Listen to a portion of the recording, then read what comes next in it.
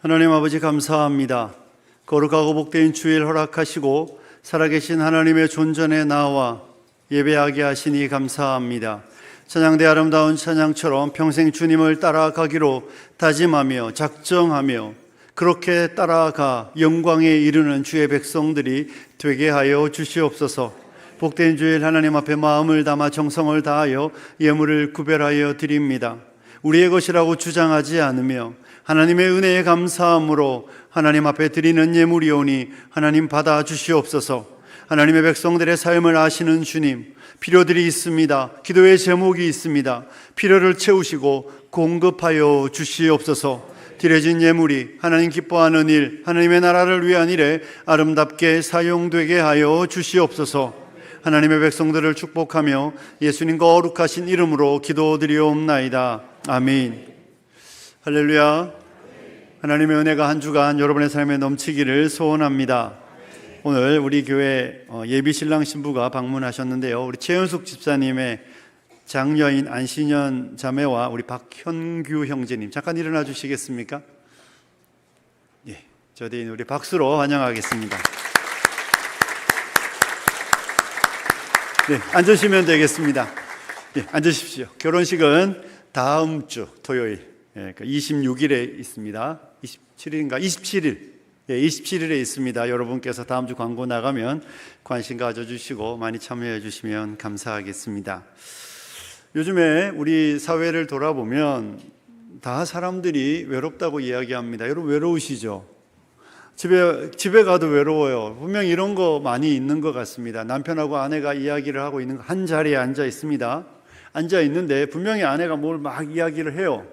그런데 갑자기 그래 아내가 묻겠죠. 어떻게 생각해? 이렇게 물었더니 남편의 대답이 뭔 것 같아요? 뭐라고요?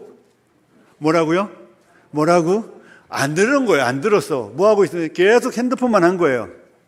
아내는 듣는 줄 알고 열심히 이야기를 했는데 남편은 뭐라고? 이렇게 이런 일이 되게 자주 반복되는 것을 요즘에 보게 됩니다.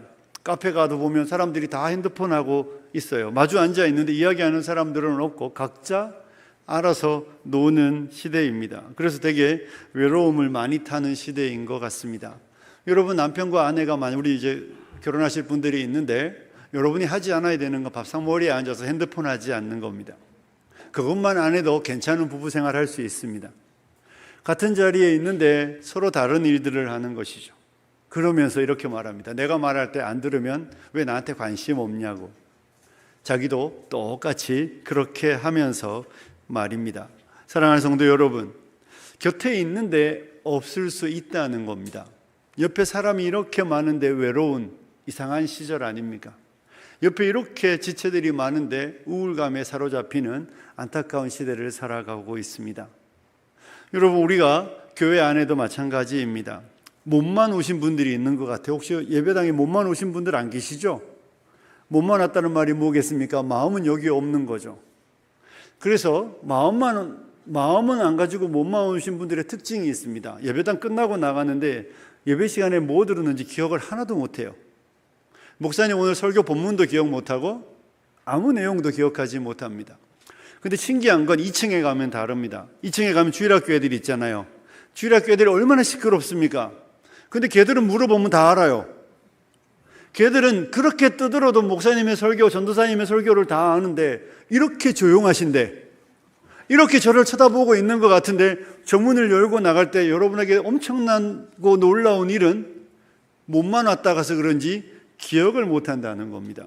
사랑하는 성도 여러분, 몸과 마음이 함께 이 자리에 있기를 소원합니다. 여러분 우리가 몸만 오면 안 되고 마음도 와야 하고 이 예배 시간에 하나님을 만나는 귀한 시간이라는 것을 잊지 않아야 합니다. 요즘은 예전에 우리 막 저기 처음에 옛날에 막 전파 방해 장치도 막 달아놓고 그랬던 기억이 있어요. 20년 전에. 요즘에 우리가 예배 시간에 스마트폰을 할 이유가 없어졌습니다. 지금 우리 현재 상황은 왜요? 차 빼달라고 전화가 왔거든 맨날. 지금 주차장에 텅텅 비었잖아요. 그러니 지금 여러분의 핸드폰 하는 건 쓸데없는 짓 하는 거예요. 여러분이 뭘 그렇게 대단한 비즈니스맨이라고 핸드폰을 들고 막 대답하기 그렇게 중요한 약속이 있으신가요? 없잖아요. 그러니 예배 시간에 스마트폰은 내려놓으시고 보기 싫어도 저를 보시고 쳐다보시지만 말고 마음도 모아 마음이 이 자리에 있는 그런 예배가 되기를 소원합니다. 제가 이 서두에 왜 이렇게 장황하게 이런 이야기를 드리겠습니까? 오늘 제가 17절의 말씀을 설교하려고 하는데요. 우리 17절만 같이 한번 읽어보겠습니다. 17절입니다. 시작. 계시게 하시옵고 너희가 사랑 가운데서 뿌리가 박히고 터가 굳어져서 아멘. 믿음으로 말미암아 그리스도가 너희 마음에 계시게 하시옵고. 여러분, 이 기도의 제목이 이해가 되십니까? 이 기도 제목 이상하지 않습니까? 이 기도 제목이 이상해야 여러분은 그래도 뭘 좀 아는 사람입니다. 영접하는 자, 곧 그 이름을 믿는 자들에게는 하나님의 자녀가 되는 권세를 주셨다. 믿으시나요? 영접하는 게 뭡니까? 맞아들이는 거잖아요.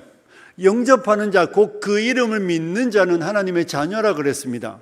그러면 여러분과 제가 하나님의 자녀라면 우리는 그리스도를 영접할 사람입니까? 영접한 사람입니까? 한 사람이에요. 예수님 어디 계세요? 내 마음에 있다고요. 내 마음에 분명히 있는데 지금 바울은 마치 예수님이 너희 마음에 없는 사람처럼 지금 기도를 하고 있다는 것입니다. 믿음으로 그리스도께서 너희 마음에 계시게 하시옵고. 이상한 기도입니다. 바울은 분명히 갈라디아서 2장 20절에서 내가 그리스도와 함께 십자가에 못 박혔나니 그런즉 이제는 내가 산 것이 아니요 내 안에 그리스도께서 살아있다고 분명히 말씀하셨습니다. 그래서 내가 육체 가운데 사는 것은 나를 사랑하사 나를 위하여 자기 몸을 버리신 하나님의 아들을 믿는 믿음 안에 산다. 내 안에 누가 산다고요? 예수님이 사는 거예요. 그게 그리스도인입니다. 그리스도인은 분명히 마음에 예수님이 사는 사람인데 바울은 오늘 예수님이 그들의 마음에 계시기를 원한다고 기도하고 있으니 바울이 지금 감옥에 오래 있다 보니 정신이 이상해진 것일까요? 그러지 않을 것입니다. 바울에게는 분명한 목적과 의도가 있습니다. 여러분, 이와 비슷한 이야기가 우리가 너무 잘 아는 말씀 요한계시록 3장 20절에도 나오고 있습니다. 요한계시록 3장 20절이 뭐죠? 자, 읽어봅니다. 시작. 문을 열면 내가 그에게로 들어가 그와 더불어 먹고 그는 나와 더불어 먹으리라. 아멘. 여러분, 이 성경 구절은 전도할 때 늘 쓰는 구절이고 사형리나 이런 데 보면 나옵니다. 볼지어다 내가 문 밖에 서서 두드리노니 네가 문을 열면 내가 너한테 들어가서 너와 더불어 먹고 너는 나와 함께 살 거야. 이렇게 말하는 겁니다. 오늘 결혼하는 부부가 그런 청혼을 했고 받아들여져서 이제 같이 사는 게 결혼이잖아요. 그런데 여러분, 이 이야기 요한계시록 3장 20절에 라오디게아 교회는 이미 교회입니다. 그들은 이미 예수를 믿는 사람들이에요. 그런데 예수님이 요한을 통하여 그들에게 주시는 말씀은 마치 그들이 마음의 문을 굳게 닫고 그들이 예수님을 믿지 않는 사람처럼 이야기하고 있는 겁니다. 볼지어다 내가 문 밖에 서서 두드리노니 네가 문을 열면 내가 들어갈 건데 문 열어줄래? 이렇게 말씀하시는 이상한 말씀이죠. 그리스도인들에게 왜 문을 열라고 말합니까? 이미 예수님은 마음에 들어와 계신데 말입니다. 그러니 이 말씀은 분명한 목적과 의도가 있는 말씀입니다. 이 바울이 기도하는 내용, 이미 이 에베소서 1장과 2장과 3장에 올 때 바울은 그들에게 하나님이 행하신 그 엄청난 일들을 찬송하며 그 하나님이 놀라운 일들을 이루셔서 하나님의 아들을 우리를 위하여 십자가에 내어주심으로 말미암아 하나님이 성령을 우리 안에 주셔서 예수를 믿게 하셔서 너희가 그리스도인 되었다. 허물과 죄로 죽었던 너희가 예수 그리스도의 십자가의 대속의 은혜로 말미암아 구원받았다는 이야기를 1장과 2장과 3장에 그렇게 해놓고 이 3장 교리의 마지막 부분에 믿음으로 그리스도께서 너희 마음에 계시게 하시옵고 라고 기도할 때 바울은 그들 안에 그리스도가 있다는 걸 모르지 않습니다. 그들 마음에 그리스도 예수께서 계신다는 걸 알고 있으면서도 이렇게 기도문을 쓰는 데는 분명한 이유가 있는 것이죠. 오늘 우리는 그 이유들을 살펴보려고 합니다. 사랑하는 성도 여러분, 이렇게 기도하는 이유는 이런 겁니다. 첫 번째는요, 예수님은 손님이 아니라 주인이 되셔야 합니다. 뭐가 되어야 된다고요? 주인이 되어야 합니다. 여러분의 집에는 크게 나누면 두 부류의 사람들이 들어옵니다. 한 부류는 누구죠? 가족들이 들어옵니다. 가족 외의 모든 사람을 우리는 통칭 뭐라고 말합니까? 손님이라고 말합니다. 밤에 오는 그 나쁜 놈도 손님은 손님이잖아요. 그러니까 우리는 손님이라고 말하는 한 부류와 가족이라고 말하는 우리 한 밥 먹고 살아가는 식구들, 이렇게 두 부류로 나누어집니다. 손님 중에는 귀한 손님도 있습니다. 그 손님이 귀하다는 분명한 증거는 알 수 있습니다. 열심히 준비하고 음식도 잘 차리고 여러분 복장도 상당히 갖춰 입고 정말 최선을 다하면 애들이 이렇게 묻죠. 누구 오냐고. 그리고 웬만한 사람이 아니라는 걸 알게 됩니다. 또 한편으로는 친밀한 이웃들이 오기도 합니다. 그런데 여러분 그 사람들만 옵니까? 그렇지 않아요. 누구도 옵니까? 서비스 센터 직원들도 오죠. 세탁기가 고장나든 집에 인터넷을 바꾸든 여러 가지 정수기를 수리하든 다양한 방식으로 집에 손님들이 옵니다. 그러니 한 부류는 손님이고 한 부류는 가족들입니다. 손님은 아무리 좋아도 손님이에요. 그래서 손님은 올 때 좋고 갈 때 더 좋습니다. 아프리카에 있을 때도 보면 아프리카에는 이제 손님들이 많이 찾아옵니다. 그럼 선교사님들이 방문하면 대부분 집에 같이 있습니다. 왜냐하면 숙박비도 너무 비싸고 하니까 오면 또 그리고 장기 투숙객들이에요. 한국처럼 1박 2일 이러지 않습니다. 일주일, 2주일 이렇게 가거든요. 아무리 편해도 불편합니다. 그래서 올 때는 좋았지만 갈 때는 훨씬 좋습니다. 이게 손님이고 가족과의 차이인 것이죠.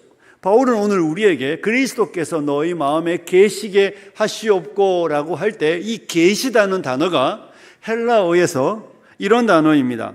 카토이케오인데 모르셔도 돼요. 이게 무슨 의미인가 하면 의미만 알면 됩니다. 머무는데 아래로 머무는 거예요. 무슨 이야기입니까? 거기 터 잡고 거기 자리 잡고 떠나지 않고 영원히 머문다라는 단어입니다. 헬라어에는 다른 단어도 있거든요. 손님으로 온다는 파로이케오라는 단어도 있는데 바울은 그 단어를 쓰지 않아요. 그러니까 그리스도가 너희 마음에 손님처럼 왔다가 가는 분이 아니라 그리스도가 영원히 너희와 함께 있기를 원한다는 이야기를 바울은 이 계시다는 단어에서 사용해 주고 있는 것입니다. 사랑하는 성도 여러분, 여러분과 제가 기억해야 되는 건 오늘날 많은 그리스도인들이 예수님을 손님처럼 모시고 살아가는 분들이 참 많이 있다는 겁니다. 예수님을 손님으로 모셔서 우리의 인생 속에 때로 필요할 때 집에 오는 서비스 센터 직원처럼 그때 한 번씩 예수님을 모셔오는 분들이 있습니다. 예수님 저희 집에 뭐가 고장났어요. 예수님 저희 집에 뭐가 필요해요. 예수님 제 삶에 이런저런 도움이 필요한데 예수님 좀 도와주셔야 되겠어요. 이럴 때만 예수님을 모시는 분들이 있고 찾는 분들이 있는 것이죠. 필요할 때만. 그리고 가시면 더 좋아합니다. 그 외에는 예수님 안 계셔도 되고 굳이 딱히 저와 관계를 맺지 않으셔도 상관없는 그런 손님으로 맞이하시는 분들이 있습니다. 예수님이 귀하긴 귀합니다. 그래서 귀하게 대접하지만 그래도 손님입니다. 불편해하시는 분들이 있습니다. 예수님이 불편해요. 예수님이 우리 집에 나와 함께 있는 게 되게 불편한 분들이 있을 수 있습니다. 예수님이 불편한 이유는 내게 예수님이 손님이기 때문에 그렇습니다. 사랑하는 성도 여러분, 예수님과 비즈니스 관계로 맺으면 안 되잖아요. 예수님과 나와의 관계가 비즈니스 관계, 내가 필요할 때 도움받고 또 나도 도움을 좀 받았으니 예수님께 오늘 헌금도 좀 드리고 시간도 좀 내어드리는 이런 관계는 예수님이 우리의 주인이 아닌 것입니다. 그래서 바울은 우리에게 그리스도께서 너희에게 손님이 아니라 주인이 되어야 한다라는 말씀을 분명히 가르쳐주고 있는 것이죠. 그러니 이 땅을 살아가는 날들 동안 우리가 자칫 잘못하면 예수님이 우리에게 손님 될 수 있습니다. 사랑하는 성도 여러분, 예수님이 여러분의 주인 되시기를 주님의 이름으로 축복합니다. 동시에 이 말은 이런 거예요. 예수님은 삶의 모든 영역의 주인이 되셔야 합니다. 삶의 어떤 영역이요? 모든 영역. 사랑하는 성도 여러분, 예수님이 우리 집에 들어오셨습니다. 근데 예수님에게 우리가 예수님 여기 거실 소파에만 앉아 계시세요, 이렇게 말할 수 있잖아요. 그죠? 예수님 여기만 앉아 계세요. 다른 데는 예수님이 보실 필요도 없고 예수님이 관여하실 필요도 없습니다. 예수님 여기 소파는 제가 예수님을 위하여 잘 준비된 공간이니 이 소파에 머무시면서 제가 주시는 음식도 드시고 차도 한잔 마시고 제 이야기도 들어주시면 괜찮습니다. 그런데 예수님 저 문을 넘어오시면 안 됩니다. 예수님과 내 안에 명확한 선을 긋고 여기까지는 예수님이 말씀을 하셔도 되고 관심을 가지셔도 되지만 그 이상의 영역은 안 된다고 말하는 분들이 있다는 것입니다. 그러니 이 바울은 우리에게 예수님이 우리의 주인이 되셔서 우리의 삶의 모든 영역의 주인이 되게 하라는 기도인 것입니다. 사랑하는 성도 여러분, 여러분의 시간은 누구의 것입니까? 예수님의 것입니다. 믿으시나요? 그런데 우리 가운데 어떤 분들은 예수님 제가 일주일에 요 1시간 11시부터 12시 예수님께 내어드립니다. 1시간 뒤에는 신경 쓰시면 안 돼요. 예수님 이 1시간 외의 시간을 저한테 이래라 저래라 말씀하시지 마세요. 제가 이 일주일에 1시간은 예수님의 시간이니 하나님의 시간이니 내어드릴 겁니다. 그런데요, 이 1시간 밖의 시간에 대해서는 저에게 아무런 관여도 하시지 마십시오. 그리고 그 모든 시간을 내 마음대로 쓰는 분들이 있습니다. 이런 사람들이 그리스도께서 마음에 계신데 주인이 아닌 거예요. 여러분, 오늘 예물을 드리면서 우리가 예수님 내가 예물 하나님 앞에 요건 하나님의 것이라고 제가 드립니다. 그런데 요 나머지 것에 대해서는 저한테 아무런 말씀도 하시지 마십시오. 제가 어떻게 쓰든지 제가 어떻게 하든지 그건 예수님이 관여할 바가 아닙니다. 주님이 제 물질과 관련해서 예수님이 주인이 아니라 내가 주인입니다. 내가 예수님께 드리는 것만 예수님 받으십시오. 이렇게 물질의 영역에서 예수님을 주인으로 인정하지 않는 분들도 많이 있을 수 있다는 겁니다. 사랑하는 성도 여러분, 여러분의 월급이 여러분의 모든 것이 주님의 것이라고 믿으시나요? 그런데 우리의 아멘 소리가 별로죠, 그죠? 돈은 아니에요, 그죠? 돈은 안 돼. 돈은 내 거야. 여러분, 물질의 영역에서 하나님의 것입니다. 우리가 예물을 드릴 때 모든 것 중에 일부를 드리며 이렇게 고백하며 드려야 진짜예요. 소득의 11조를 드릴 때 하나님 모든 것이 주님의 것입니다. 그리고 그 중에 10분의 1을 드리며 모든 것이 주님의 것이라고 고백하며 드려야 온전히 드리는 예물입니다. 그러니 여러분의 물질이 하나님의 것이어야 합니다. 동시에 여러분의 자녀는 어떻습니까? 여러분의 자녀는 하나님의 것 맞습니까? 목소리가 이렇게 들으면 끝난 분들만 아멘이에요. 끝날 분들, 이것들이 이제 더 이상 내가 뭐 기대할 것도 없고 이거 다 그냥 하나님 거 맞아요, 하나님 마음대로 쓰세요 이러고, 여기 젊은 분들은 아직도 아니에요. 내 거지, 하나님이 주셨지만 내 거라고 생각하는 분들이 있는데 그렇지 않습니다. 제가 1부 때 그런 이야기 했습니다. 갑자기 요즘 김현수 목사님이 중고등부를 가서 예배 인도를 하시는데 여러분 좀 긴장하셔야 될지도 모릅니다. 여러분의 자녀들이 은혜 받을지도 몰라요. 뭐 받는다고요? 은혜 받으면 문제가 좀 생깁니다. 은혜 받으면 갑자기 이 자식이 신학을 한다고 그럴지도 몰라요. 목사가 되겠다고. 그러면 우리 중에 어떤 분들이 김 목사한테 전화할지도 모릅니다. 목사님 왜 그러시냐고. 그러시지 말라고. 목사님이 뭔데 내 아들의 인생에 관여하시냐고.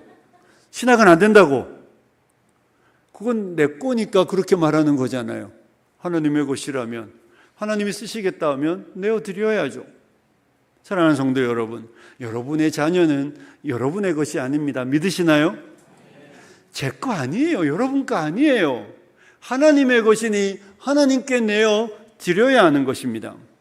우리의 관계의 영역은 어떻습니까? 여러분, 우리 모두는 하나님의 것입니다. 하나님 안에 부부가 되었으니 서로가 서로에게 그런 관계로 맺는 것인데, 우리는 관계의 영역에서도 자꾸만 내가 주인이라고 말하는 분들이 있습니다.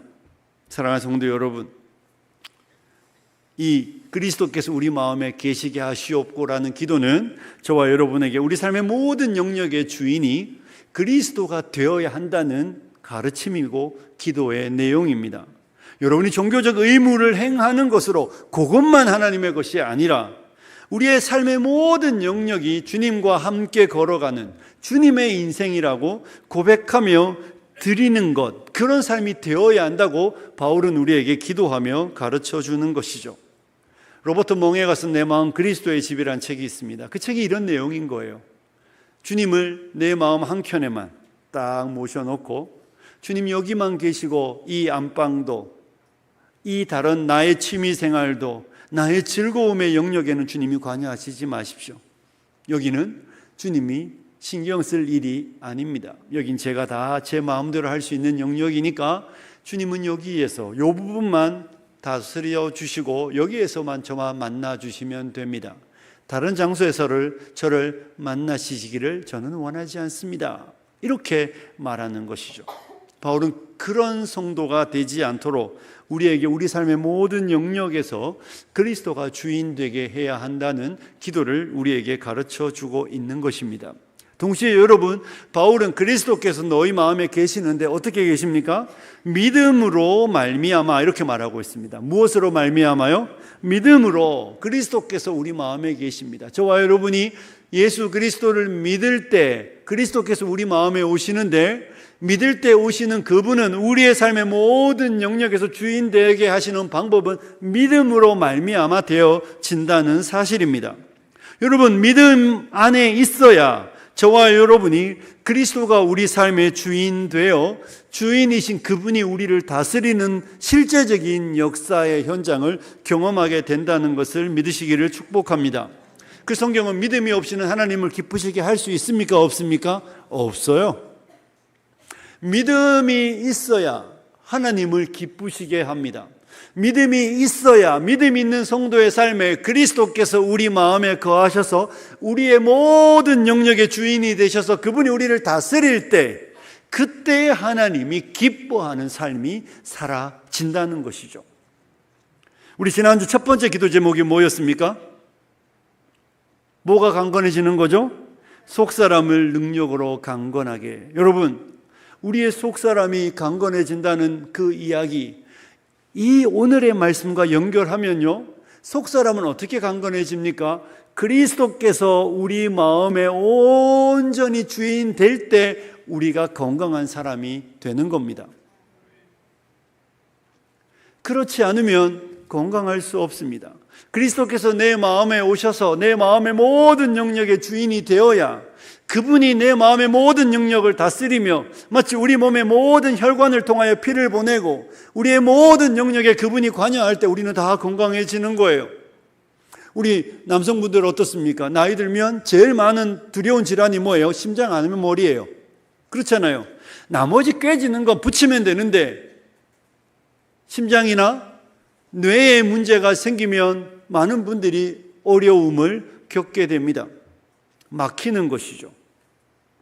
그리스도께서 우리 마음에 오셔서 저와 여러분의 마음에 딱 오셔서 나의 모든 영역을 다스릴 때, 그래서 그분이 보내는 모든 신호와 그분이 보내는 모든 피들이 우리 몸 모든 구석에 흘러갈 때 우리가 건강해진다는 사실을 사도는 우리에게 기도로 가르쳐 주는 것이죠. 그러니 아무리 속사람이 강건해지고 싶어도 그리스도께서 우리 마음에 계시지 않으면, 그리스도께서 우리 마음의 주인이 되어 내 삶의 모든 걸 다스리지 않으면 건강해질 수 없습니다. 그러니 첫 번째 기도와 두 번째 기도는 별개의 기도가 아닙니다. 사랑하는 성도 여러분, 날마다 그리스도께서 여러분의 마음에 거하시고 그분이 우리의 삶의 모든 영역의 주인이 되셔서 여러분이 강건하여지는 은혜가 있기를 주님의 이름으로 축복합니다. 여러분, 그리스도께서 마음에 계실 때 여러분의 삶과 저의 삶은 어떻게 될 것 같습니까?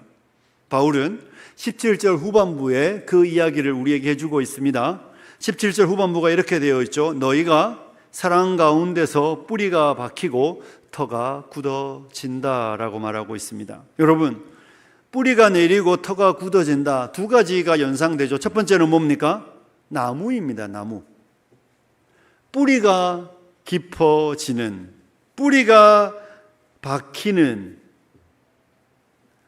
박혀야 되잖아요. 나무가 태풍에 넘어지지 않으려면 뿌리가 박혀야 합니다. 그리스도께서 우리 마음의 주인이 되어 우리를 다스리실 때 저와 여러분은 뿌리가 깊어져 가기 시작합니다. 그래서 가뭄이 와도 뿌리 깊이 내렸기 때문에 수분을 흡수하고, 바람이 불어도 뿌리가 지탱하기 때문에 쓰러지지 않는 그런 은혜가 있다는 것을 가르쳐 주는 것이죠. 동시에 뒤에 나오는 이야기는 무엇입니까? 터가 굳어져서 견고한 반석 위에 세워진 집과 같은 그런 건물이라는 겁니다. 그리스도께서 내 마음을 다스리고 그리스도께서 내 마음의 주인이 되어 내 모든 영역의 주인이 되어야 저와 여러분의 삶이 견고한 반석에 세워진 집과 같게 된다는 겁니다. 사랑하는 성도 여러분, 흔들리고 싶지 않으시죠? 여러분 낙심하고 싶지 않으시죠? 여러분의 인생 속에 정말로 넉넉히 이기기를 원하시나요? 넉넉히 이기려면 넉넉히 이길 힘이 있어야 되잖아요. 그건 그리스도께서 우리 마음의 주인이 되어 우리가 뿌리 내리고 건물이 견고히 설 때만 가능합니다. 사랑하는 성도 여러분, 여러분과 제가 하면 안 되는 기도, 하면 바보 같은 기도가 하나 있습니다. 봄에 하나님 여름이 안 왔으면 좋겠어요. 여름이 안 옵니까? 말도 안 되는 기도잖아요. 그것처럼 하나님 내 인생에 시험이 없게 해주세요. 하면 안 되는 기도예요.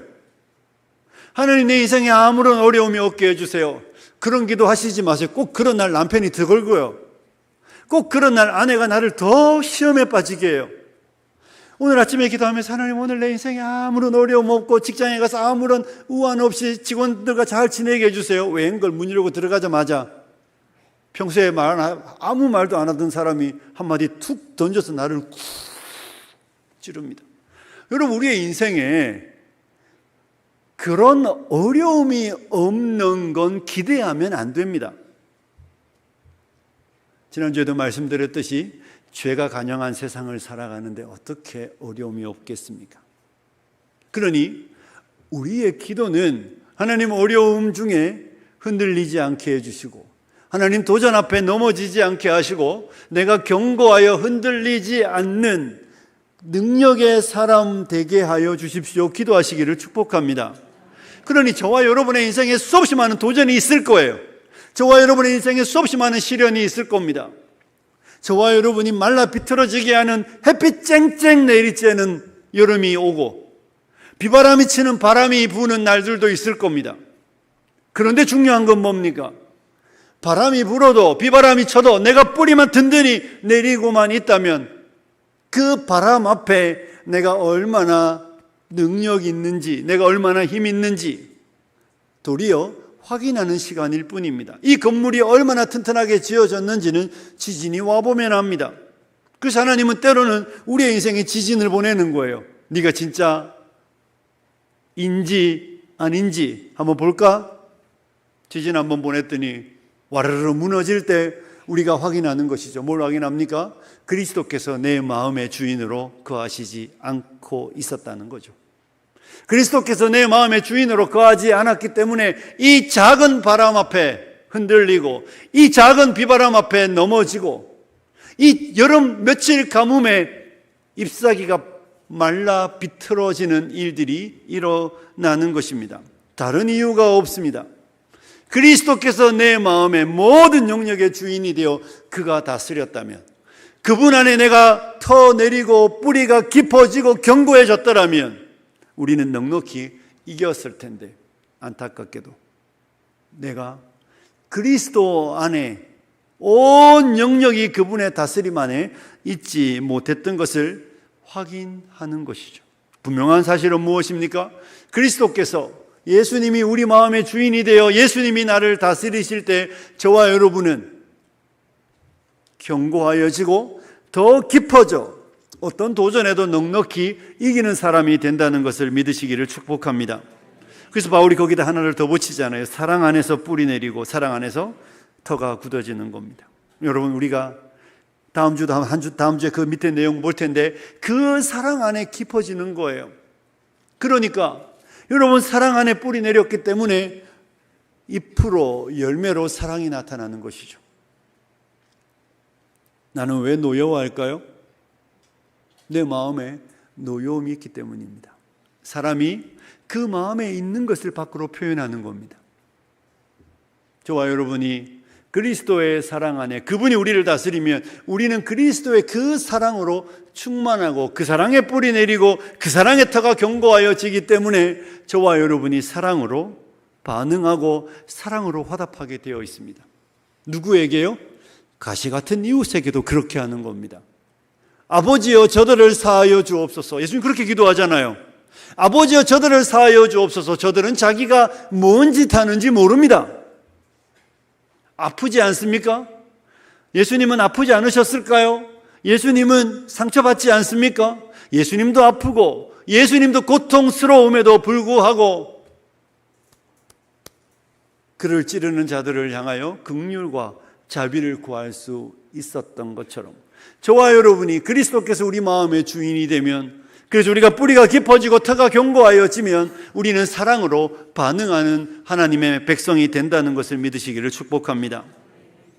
그러니 저와 여러분의 삶이 바울처럼 되겠죠. 바울이 이 편지를 어디서 쓰고 있다고요? 감옥에서 우울감과 절망감과 내가 주님을 위해 어떻게 살아왔는데, 내가 주님을 위해 어떻게 헌신했는데, 우리로 말하면 내가 주님의 교회를 위해, 내가 하나님의 나라를 위해 어떻게 섬겼는데 내 인생 이렇게 하나님이 끌어가냐고 바울이 원망하고 불평하지 않잖아요.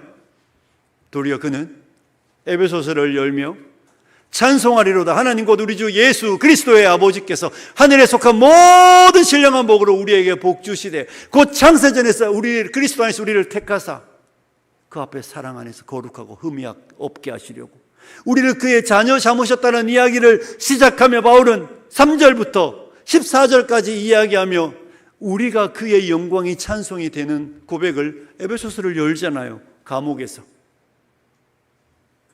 한숨이 없습니다. 탄식이 없습니다. 마음의 절망이 없습니다. 하늘은 열려 있고 그의 인생은 감옥이지만 하나님 안에 누리는 위로와 평안이, 하나님 안에 있는 확신이 그의 마음을 사로잡아 감옥 밖에 있는 사람들을 위로하는 위로자가 되고 있는 것을 우리는 보게 되는 것입니다. 환경이 그를 낙심시키지 못합니다. 환경이 그를 절망 가운데 빠뜨리지 않습니다. 왜냐하면 그의 마음에 그리스도께서 계시기 때문입니다. 그의 마음에 그리스도가 계시기 때문에 그는 여전히 평안과 그는 여전히 기쁨으로 충만하다는 것을 성경은 우리에게 가르쳐주고 있습니다. 사랑하는 성도 여러분, 환경이 바뀌면 행복할 것 같다는 이야기는 세상의 제일 바보들이 하는 이야기입니다. 여러분의 환경이 안 바뀌어도 행복하시기를 축복합니다. 여러분의 삶의 그 자리가 그 자리인데도 기쁨이 넘치시기를 축복합니다. 그래서 사람들이 우리 보고 조금 미친 거 아니야 이렇게 말하겠지요. 지금이 웃을 때냐? 지금이 기뻐할 때냐? 그런데 기쁠 수 있는 것이죠. 왜냐하면 그리스도가 마음에 계시면 그렇습니다. 그리스도께서 여러분을 온전히 다스리시고 통치하시고 내 삶의 주인이 그분이 되시면 여러분은 넉넉히 이기게 된다는 것을 믿으시기를 축복합니다. 사랑하는 성도 여러분, 말씀을 마무리하겠습니다. 그리스도께서 여러분의 마음에 계신다는 이야기는 그분이 손님 되면 안 된다는 이야기입니다. 그분이 여러분의 인생에 손님 되지 않기를 원하고 그분이 여러분에게 주인 되시기를 소원합니다.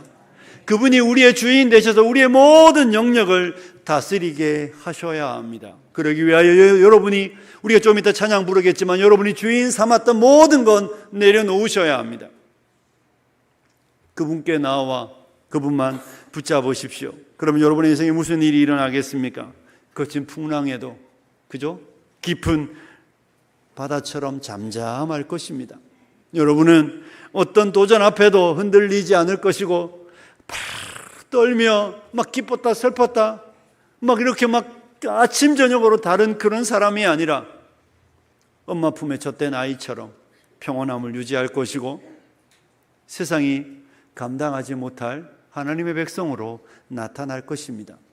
그러기 위해 여러분과 제가 해야 되는 일은 그리스도께서 우리 마음에 계시는 것입니다. 우리 찬양팀 나오시고 우리 찬양할 텐데요. 사랑하는 성도 여러분, 우리 옆 사람에게 한번 축복할까요? 그리스도께서 마음에 계시기를 원합니다. 반대편 분에게도 인사할까요? 그리스도께서 마음에 계시기를 축복합니다. 사랑하는 성도 여러분, 그리스도께서 여러분의 마음에 계셔서 여러분이 세상에 어찌할 수 없는 기쁨과 평강의 사람이 되시기를 주님의 이름으로 축복합니다. 우리 함께 찬양하겠습니다. 내가 주인 삼은 모든 것 내려놓고 찬양하고 같이 한번 기도하고 축도로 예배를 마치겠습니다.